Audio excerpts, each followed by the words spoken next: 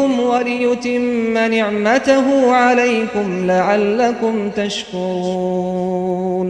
বান্দার প্রতি মহান আল্লাহ তাআলার অসংখ্য অনুগ্রহের মাঝে একটি হচ্ছে তিনি তাদের জন্য অজুর ক্ষেত্রে দুই পা ধৌত করার পরিবর্তে মোজার উপর মাসাহ করার অনুমতি দিয়েছেন। এক্ষেত্রে হাতের আঙ্গুলসমূহ ফাঁকা ফাঁকা অবস্থায় দুই পায়ের আঙ্গুলের দিক থেকে শুরু করে টাকনুর উপরস্থিত জঙ্ঘা পর্যন্ত ডান হাত দ্বারা ডান পায়ের উপর ও বাম হাত দ্বারা বাম পায়ের উপর একই সাথে মাসাহ করবে, অথবা প্রথমে ডান পা তারপর বাম পা মাসাহ করবে।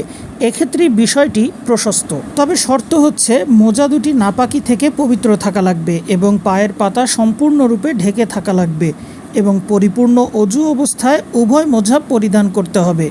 গৃহে অবস্থানকারী ব্যক্তির জন্য একবার মোজা পরিধান করার পর মাসাহ করার সর্বোচ্চ সময় 1 দিন 1 রাত এবং মুসাফিরের জন্য 3 দিন 3 রাত। দিন গণনা শুরু হবে মোজা পরিধানের পর প্রথমবার অজু ভঙ্গ হওয়ার কারণে অজু করার সময় কৃত মাসাহের পর থেকে।